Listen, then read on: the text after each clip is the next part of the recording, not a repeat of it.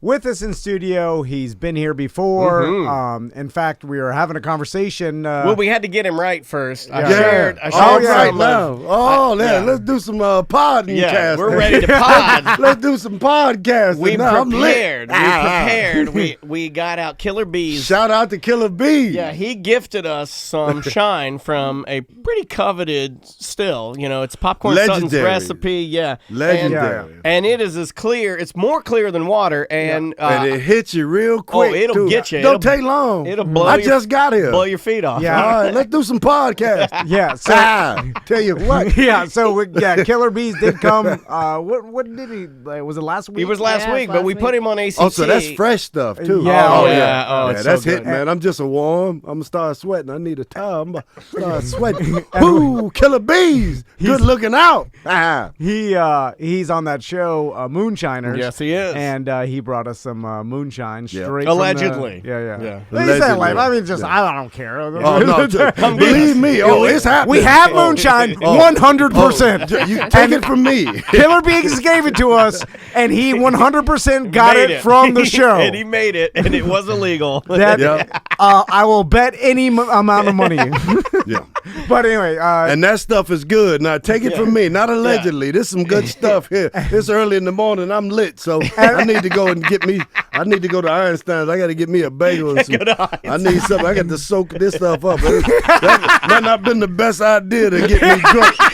I know. 10 in the morning. It was my fault. I y'all like some that, bad John. influences, man. I can't stand y'all. Every time I come here, y'all do this to me. John Henton is here. He's going to be at the Improv, and he did take a shot of the moonshine. Allegedly. Allegedly. 100%. You can take that to the club with you if you want to. Just pass it around the audience. And everybody's everybody. That'd be the best show ever. He'll be at the Improv, 2 shows tonight, 2 shows tomorrow. We one call show it the Sunday. standard. Yeah, get those tickets while you can, y'all. Yeah. And before the show started, us and John were talking about. He's like, it's a rough week. It's a rough week for this comedy. Ain't the week to do comedy, man. But show must go on. Because John Witherspoon passed away this indeed. week, and we were kind of talking about John. God, he is the focal point of our bathroom too. When you walk in there, right above our paper towels, there is a massive picture of him, and he wrote. A famous quote of his, and then he wrote, and then obviously Spoon is real big on there. And every time I go in there, I'm washing my hands, I look right up at that, and I will until we leave the studio. Yeah. In fact, I'll probably have to cut that piece of drywall out and take it with me. He was such an influence. Kind man. Yeah. He didn't have to be cool to us. He didn't, but he's cool because he earned it. I mean, this guy 77. He had been around since Richard Pryor. He was doing the Comedy Store with Richard Pryor back in the Unbelievable. day. Man.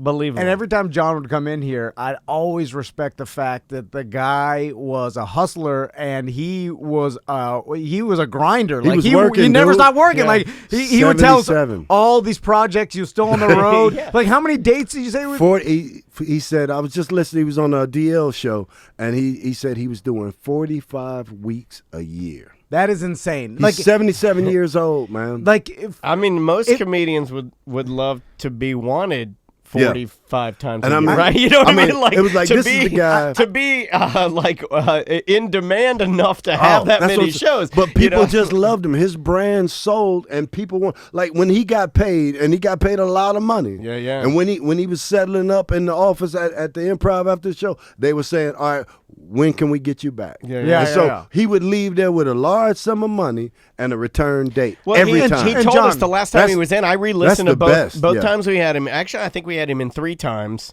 No, it was two times. Yeah. But the second time, I think it was 3 because it was twice here and one at the old studio. That's what I thought too, but I couldn't find the other interview. If I find it, I'll put it out for everybody because our audience went crazy. Definitely. When I re-released those, they were like, "Oh my God, thank you for doing this." My wife's idea too, by the way, because I was not happy about it. She's like, "No, it's a tribute. He would want that." That's right. At least she was thinking. What She's kind smart. of podcast is this? To where she's thank goodness they do everything. Like, look, we got to have a woman. Finally, got a woman in here. Things running all right. Good. Now we got it running. Thank you. He says at the end of the show, he's like, I get my calendar out. Do you remember this? Yeah. He goes, I get my calendar out, and I book the year. Yep. Like he starts, and he goes, I'll start it like around October, November, December, and I will start at January of 2020. And so he was probably already booked out, I would imagine. Yeah. no doubt. The guy, such a hard worker. And John, you could attest to this because, like, some people out there may be thinking, like, oh, well, my dad, he is 70 years old. He still goes to work every day, but he wanders in around 11 a.m. Right. and then he leaves around 2:30 p.m. You know what I'm saying? Like, there's people that kind of slow down as they retire, and maybe they you drive up 5 miles, you go to work for a couple hours, then you come home, and you're like, okay, that is going to work. But Witherspoon was on the road. Yeah. He'd leave on Thursday or whatever, take the red eye to some city, 800 miles away, and do clubs every night. Like, that is 45 weeks a year. Yeah, man. I mean, airplanes, hotels, podcasts, radio, do all the media doing every the show, morning, taking pictures, the whole thing, Dude, and he was accessible like that. That would be hard for me. Like, now I'd be like, oh my God, that's too much. Like, 77. Witherspoon was still doing it 40 what are you, plus 30, weeks 35? a year. 37, and I'm like, oh my God, I No, couldn't but I imagine. mean like that. Yeah. You're right though. I mean the amount of I mean, this is not just wandering into your office job. Right. Like, it is and road you have, hard. you This have is a this too. commitment, You have this too. You got. I think he wins because it goes back to what we always say when we have comedians come in here. Yeah. Work hard. Don't be an asshole. That's it. I mean, that's pretty. And he was lovely. When he was you so look on kind to Facebook, us. look on Twitter, man. You see people all over just saying how much they loved him and how much he touched their lives. I don't think I've man, seen that's a people great- that didn't know him. I saw more of my friends react to this than almost anybody in a Think good about minute. that. Like actors, it's all Yeah. kind of actors. But this guy, he took pictures with you. It's like he really touched people's lives, And First person I thought of, though, David Letterman, because they're like best friends. Yeah. And I don't remember seeing him say anything about it. I bet that hurt. Yeah. That had to be a stinger because they were so tight. Because this guy's been around, man. He started as a male model, right? In catalogs, he's a catalog model. From Detroit, man. Yeah. He was doing some stuff in the D, man. He was in the D, baby. Put the hot sauce on the burrito. Started as a male model. Come on. Yeah. It seems like Bang, bang, bang. Yeah, coordinating. you're doing He it. was coordinating. And man, the times that we talked to him, I remember thinking like he probably will never stop working, and he didn't. Like he worked till the end. And that's the best way to go out, man. Like Joan Rivers. Joan Rivers died. She had a gig the next day. That's the thing. He died Tuesday. He was supposed to be in Jacksonville this week. That's how I want to go out, man. It's like as long as you funny and you relevant, you can still do comedy. He's 77 and he was booked up through next year. That is, you that's can't awesome. beat that. Yeah, How long have you been doing this now? I've been doing this. Oh gosh, since '83. Wow, that's amazing. Congratulations, man. Yeah, I mean,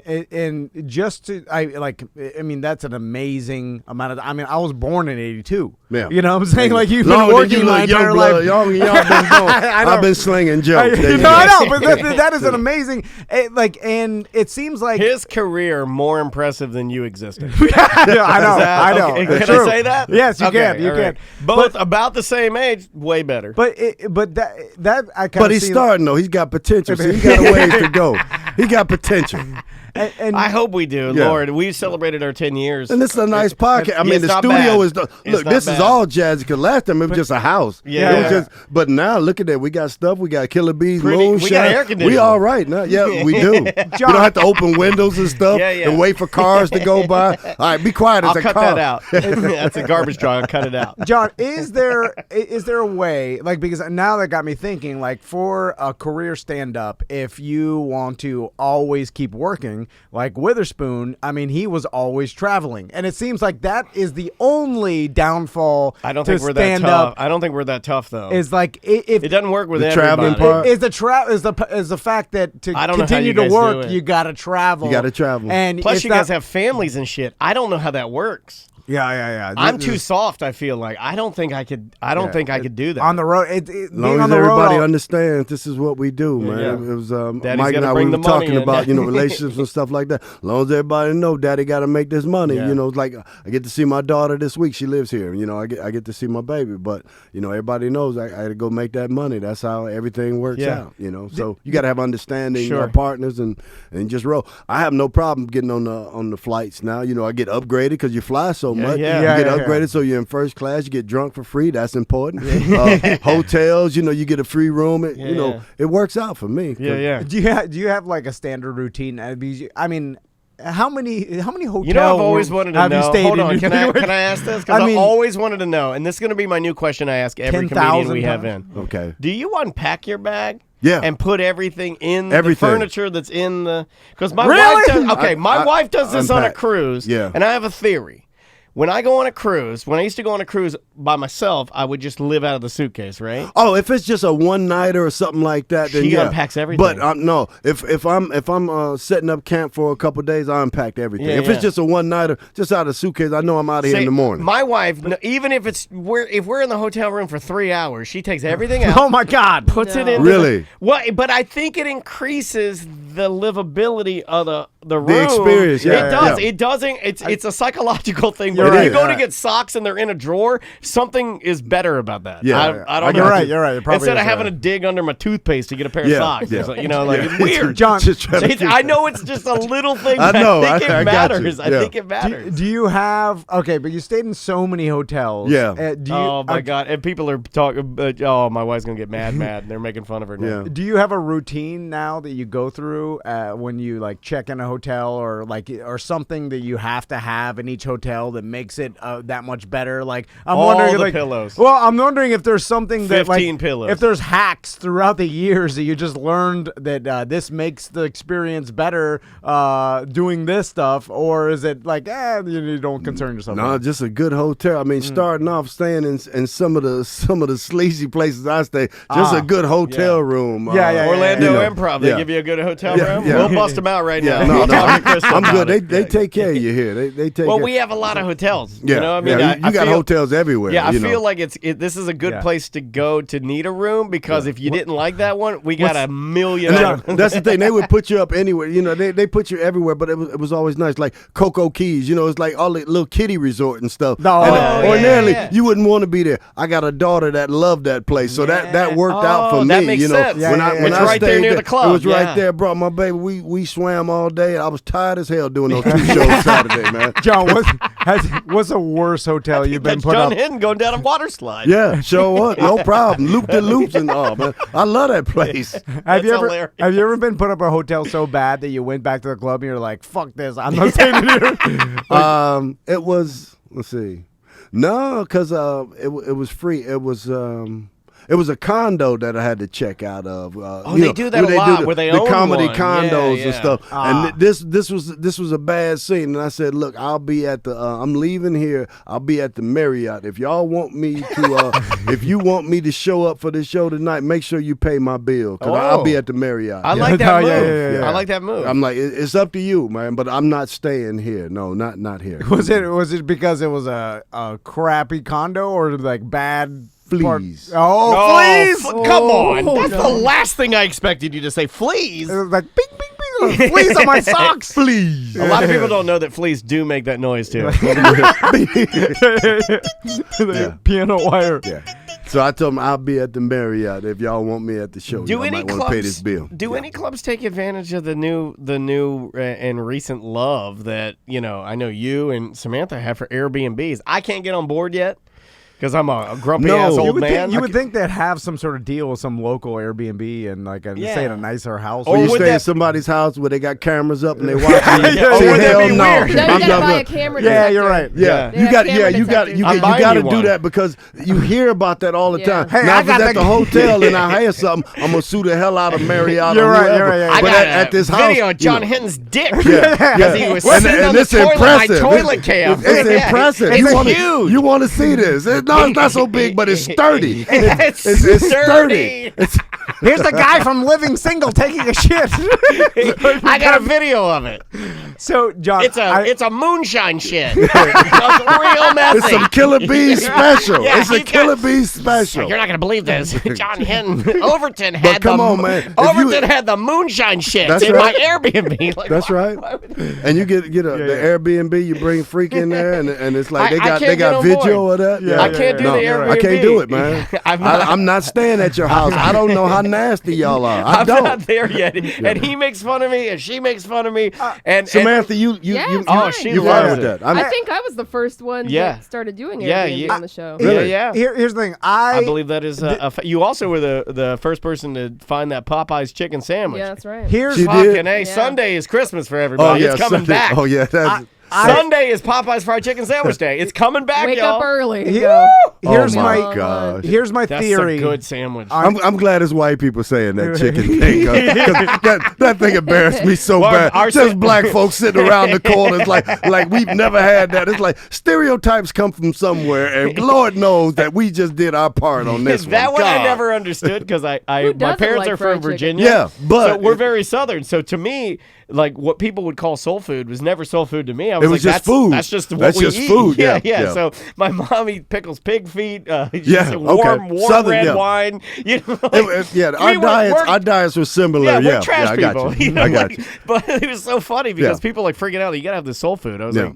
No, collard greens, mustard greens, that's what we make. That's how you do it, yeah. So that's the only thing is it was like, everybody loves fried chicken. I mean, it's delicious and stuff. But only few people fight, to go through the drive. And then when you out of the particular sandwich, that you jump through the drive-through. That was the part where I'm like, kudos to the black people. Yeah, because it's like the stereotypes are there. and you just making it. You are jumping through the drive-through window because they're out of chicken. You've never had that before. A black man, right? Really? Come on, man. We've had it before. You're right. I'm with you. And it's just sad to see brothers just losing their mind. No, y'all gonna give me my chicken. Hell no. Stop it, brother. Think about what you're doing. And here's the thing, John, I agree with you. And if you're gonna do it, don't film it to put it on the social for racist white people. I'd be like, see, I told you. Look at him jumping through the window trying to get some chicken. Yeah, you're just giving fuel to racists. And the watermelon dessert. Don't forget that, you mother. Don't film it. Yeah. John, I follow you on Twitter. May I help you?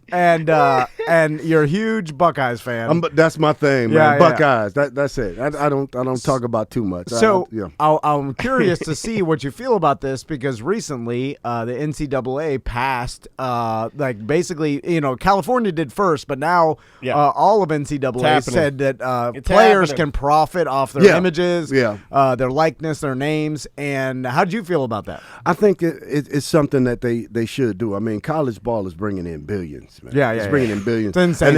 And it's like, it's not about the education because these guys are playing 2 years. They playing the exact minimum and they going out. Chase Young is about to go out and get the biggest contract ever. This guy's going up for Heisman, So, but at least with players, you should be able to give me some spending money. Let me go home. Give me a plane ticket home. It's a funeral. I should not miss my relative funeral because I don't have any money. And I got the #1 selling jersey in the country now. Why can't it be bankable? Like why can't it be stored? Just give me something. I'm selling all these jerseys. If they're worried about the adolescent aspect of you being a kid and making money, not knowing what to do with it, then teach. Responsibility. It should be a class about that. Is that the argument they're using? No. I'm just saying. I'm saying maybe you could spin it into a really good thing by investing it in a way that this particular person will have money for the rest of their life. They're an adult, essentially. They are, they can do whatever they want with their money. But there's a lot. I think you even see it with grown adults that go into the NFL, NBA, what have you, and then they get doesn't last long. Even comedians do it. I'm sure you've seen guys that pop off, start doing well, and then they get reckless with it, and now. 2019, they got nothing. Yeah, you could make it a really good thing. I mean, it why should not? be a mandatory business class for any athlete. It's like, look, if you don't do anything else, I know this is what you planning on doing. You going pro. You're not here. You're not taking any class, but this should be mandatory right here. You got to pass this and just give them just some basic skills because you've seen so many people that come out the wrong way, man, and that's because they were young. They only go to like college basketball. You only go for 1 year, so it should be that 1 year because that dude is about to he's about to get $100 million shoe deal. So the one class you got to be at, this is the one, man. Just taking care of business. I agree. That would help them out if you really did care about it. While you making that as much money as you're gonna make off of that 1 year run, I feel like potentially if you did it correctly, you could end up making better professional athletes. Yeah, you could. Yeah, Because they would already know like what to do. I mean, look at how many busts like Johnny Manziel, like somebody like that who like he's just a reckless maniac, right? Yeah. For all intents and purposes, but he's good because his family was rich, so he wasn't really worried about it. He wasn't. But just some cats coming up and this their first time getting it. Those are the ones you really need to just make sure that they take this class. It's important. Yeah, I think. And it seems like a lot of it seems like in NBA, like guys like LeBron James has really been like a mentor to a lot of upcoming basketball players to be like, oh, this guy did it right. Like this guy started young. He turned himself into a brand. He kept himself clean. Yep. Right. He like didn't fall into any sort of bullshit. Right. Like on TMZ doing like, And like, we say he did it right. We don't know the particulars, but obviously from no what scandals, he kept his nose clean. No scandals, man. He's a businessman. Yeah, seems like he did it like built a business. He built a school in Akron for underprivileged kids. That's amazing. And it seems like... And you got to do that stuff. I think it's important to do that kind of stuff. Yeah, it seemed like most people are looking at LeBron as like, this is what I should do. Instead of like an Iverson or something like, like exactly. went the kind of opposite party, like, living the rapper lifestyle. That's the thing, man. He took all his friends with him. I mean, Carter. Carter is he put him through school, and now that's his agent.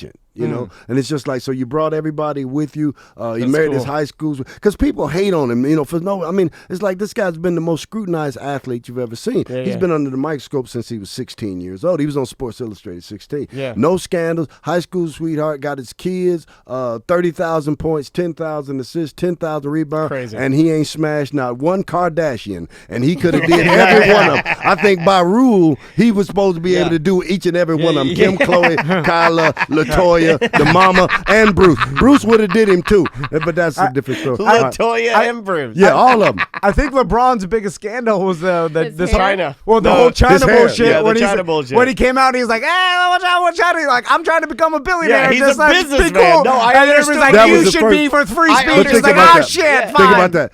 But for 18 years, that's the one thing you got. And that was just and that was part NBA. And guarantee them people in the NBA was telling them, hey, you gotta. It's too much money. We talking billions of dollars.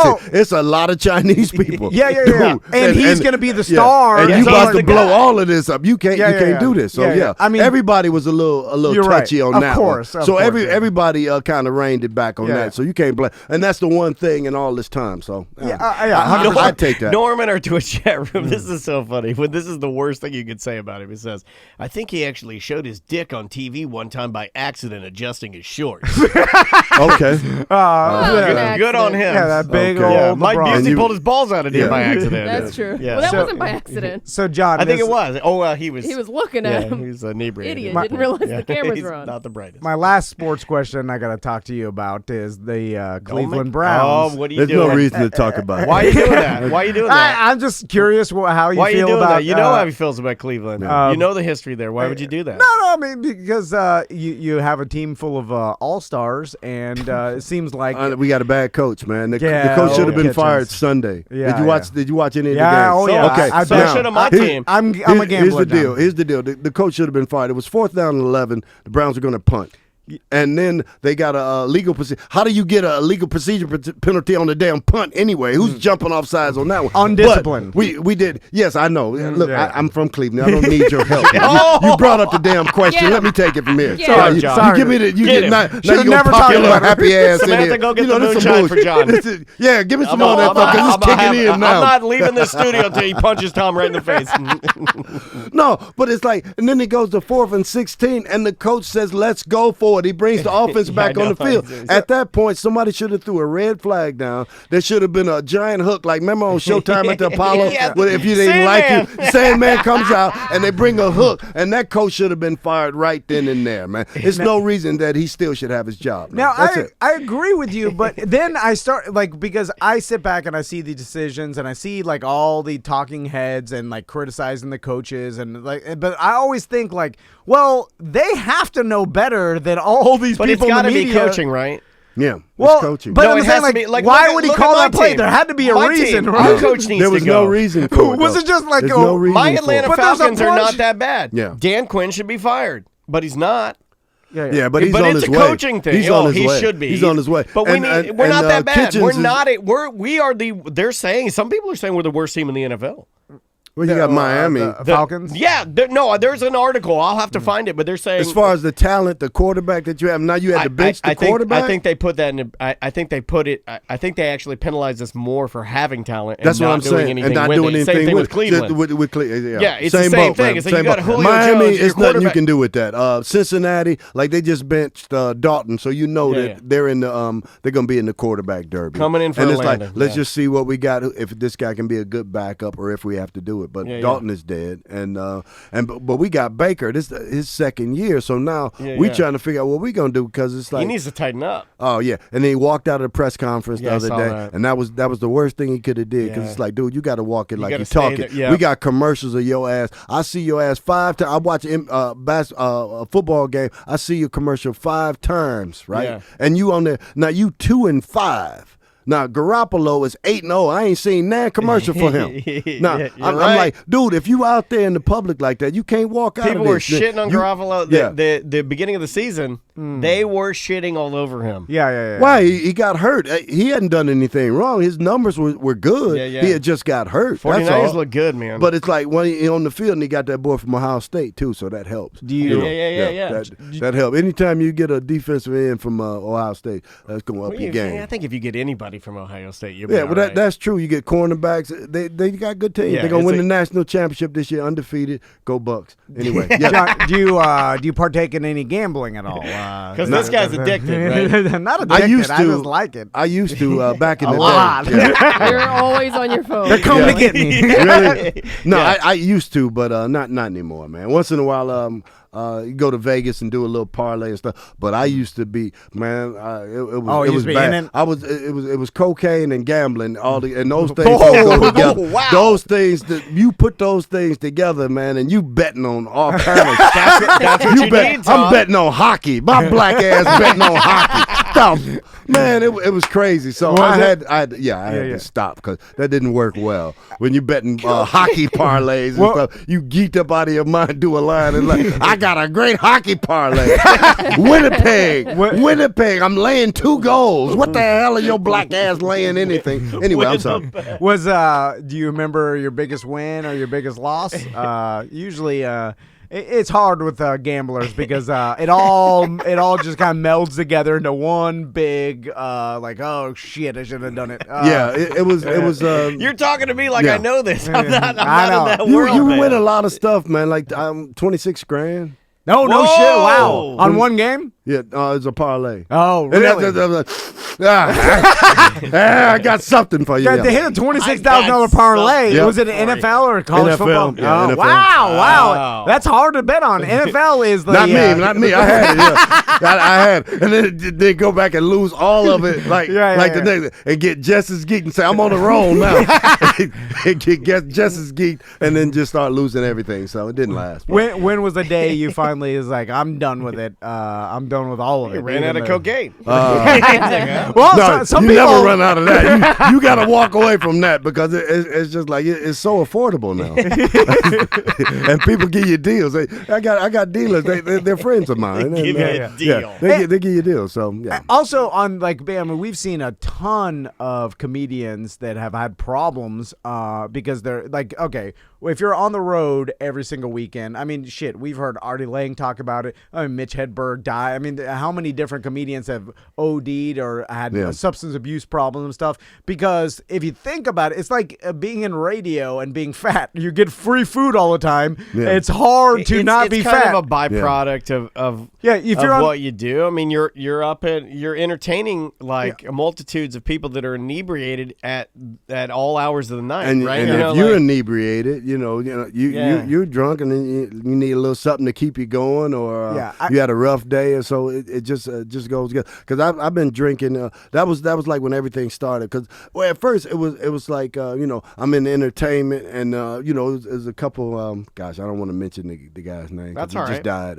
Comic just died. But anyway, that was the guy that got me started on coke, because it was just like, it was so cool, because he was just Mr. Entertainment and stuff, and you wanted to be like them, and that was a cool thing. So it just naturally just kind of went together for me. Yeah, and I mean, shit. And then even like I've heard Artie Lang talk about it, like when he started out with pills, and then like he going through withdrawals because he ran out of his pills, and then the club manager was like, "Hey, what do you need to perform?" Because all the this is back in the day, but the club manager wants you to get on. He's like, "Well, I need some sort of opiate, and I'll just get you heroin." And then and he just went down from there. And I've heard tons of stories about comedians, like I mean, from every city, the club owners. This is more back in the day. I noticed when we started talking about this, Mike Charette left. I'm only imagining he's in our bathroom right now doing lines. Yeah. It's like, look, y'all talking too much. Here's some chopping. Yeah, Mike's like, that's how it used now to that be. you mention it. Plus, you're. I like starting rumors for no reason.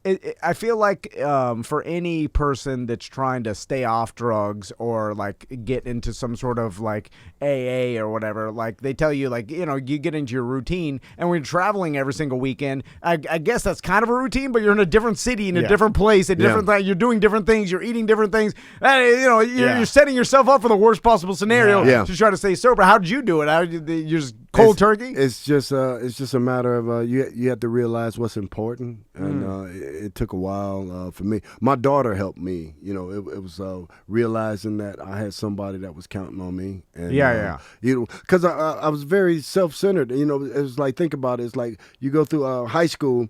My teachers used to give me time to do comedy at the end of the class because I was so funny. So you joking around, you go to school. Then I started doing stand-up comedy. Okay, cool. So now I'm cracking jokes for a living. So I'm not growing up. Then I get a job as an actor. Now I'm make-believe. So when was it ever serious? I was always out there. So I was always self-centered. It was always about me, that type of thing. Then once I had my daughter, then I realized it was somebody else out there that was counting on me, and I had to be accountable. Wow. I never thought about the mentality of like, hey, I'm a comedian. I'm here to make people laugh. And if you're doing that your whole entire career, it's like you've never had a regular 9 to 5. I haven't had a job since 1989. God.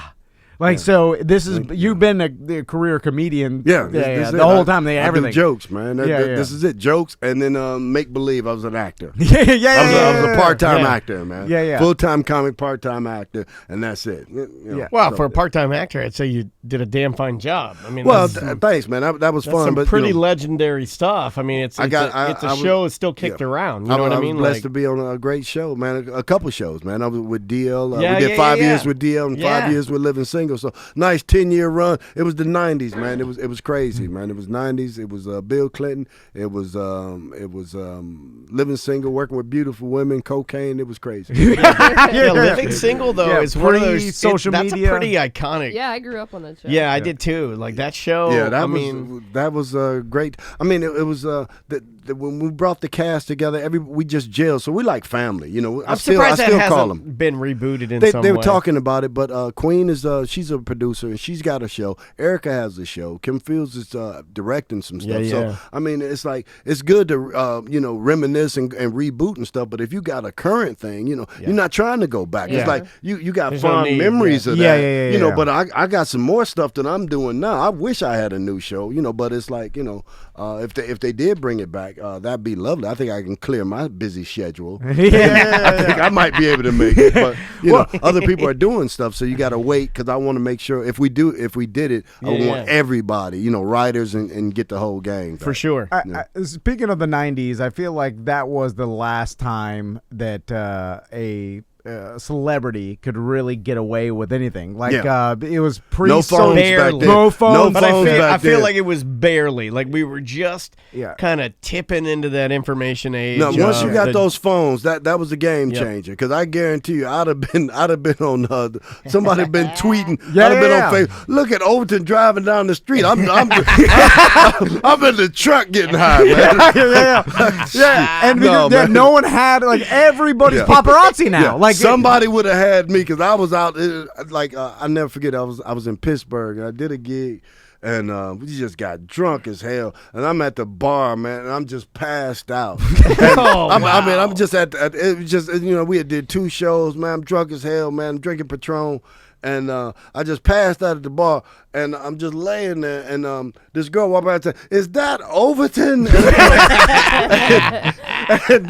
and somebody said, "Get him up. Don't nobody need to see him." But it was before the phones and stuff. Because other than that, it'd have been somebody with a video of me. Oh yeah, and they'd have been drawing a dick on your face. It'd have been embarrassing. So I got all of my stuff out of the way early. So that is right good. Before the phones, because I'd have been on TMZ daily. It makes me okay. So what do you think, John? What's going to happen with current day celebrities? Are they just going to know that they can't act a fool because they're going to get caught, or they're just going to get caught and everybody's going to be like, oh, is it going to be like, well, if getting caught becomes the norm, then we pay less attention to it. Look at how fast people get over stuff too. That's true. They'll be outraged for 2 days, and then something else happens, and then everybody forgets about That's it. the thing. We everything just happens. But it's going to be some people that realize that I can't do this out, and there's some people that just don't care. Yeah. And those are the people that, like I said, people will get over it. Like Artie, all of the stuff. You talk about Artie. I mean, it's like the guy was on Howard Stern. He had all these things happening, man, but drugs just got him. Just got him. But he's still hanging in there, and he's still doing it. But that's sometimes people just the demons are too much, man. It is. And you gotta go. Addictions but with him, I can't get over that deflated nose, man. What happened? Well, I think the cartilage wears down. I actually dated a girl. After you do so much stuff, I've heard about that. I dated a girl that had a part of the deviated septum and all of that fucked stuff. Up from doing cocaine. I heard about that. Yeah. I'm surprised.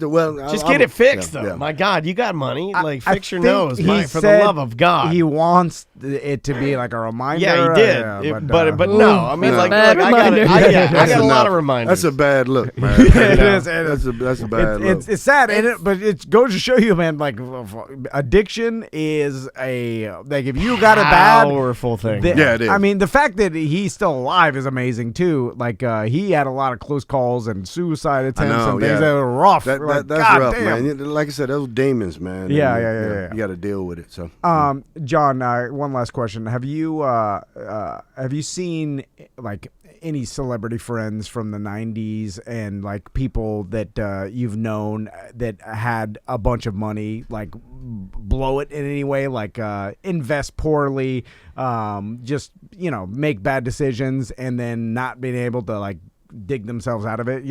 I can imagine that happens a lot. It happens. I made a lot of bad decisions. I bought a plumbing company. I was trying to parlay my money, and it's like plumbing company. Plumbing company. Yeah, a friend of mine had he's a plumber, and he had a company, and they were doing great business, and the guy was like, "Hey, you need to invest in this because we got more business we can handle." So at first, I got into it. I bought a couple trucks because this guy was always working. Man. Yeah, this is my guy, always working, and so I got into that, and so I ended up getting the company. I didn't know what I was doing, and like I said, you sitting up there, I'm gambling and getting high, and it's like you got to be on top of that stuff.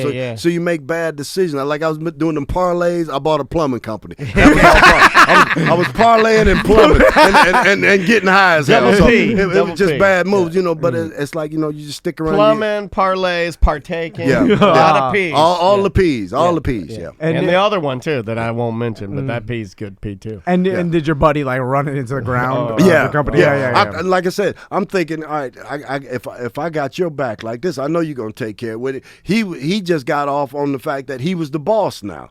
So he knew that he was the boss. So he ended up running it into the ground. I'm thinking, I got you there. I don't know nothing about plumbing, but I know that you know. Yeah, and then you'll take care of it. Well, he getting off because he the boss and he can order people around and just ran the stuff out of business. So lost some chips on that one. Yeah. Lost some chips. Is this why yesterday you were asking me to invest into an air conditioning company? Is there something you need to tell me about? Just make sure he watches your money, man, because that was my mistake. He's in charge of the money. Yeah, this guy. I'm not. Okay. And I see him just doing crazy stuff. You know what the movie always does? He'll come in and he'll give me a $50 bill or something. And he'll be like, look, I got to give you that to even it up. And I'm like, well, what do you mean even it up? What's going on? What exactly happened? I get weird. Is this even? I get 50, I don't think 50 evens anything up. Sometimes this is I just get a check. This is just a tribute here. Look, sometimes I got to give you something because I just lost a shitload of money, man. I'm like, why are you giving me this? You're like, well, I got to, I believe I call it a good faith donation. Yeah, he calls them donations. That's right. Okay, see, there you go. He's like, I got to give you this you better donation. watch that, man. And I go, what do I do with this? And you're like, give it to your wife and tell her to scan it into their bank account in like 3 days. Yeah. And I'm like, what? What is happening? And never look at what he writes into what it's for, because it's all like just ridiculous stuff. A lot of times you say like for kids, for sick kids. Half the time he spells my name wrong. Yeah, that's I'm true. surprised my checks go through. He still writes. So this check. the money man. It's not direct deposit. So John, oh my God, what do you think about Cleveland this weekend? I think they're minus 4. Here we go. Yeah, let's get off of that one, man. Let's get off of that. Because something tell me $50. You got screwed out a lot more than 50. I'm thinking they're bouncing. I'm thinking they're bouncing back from.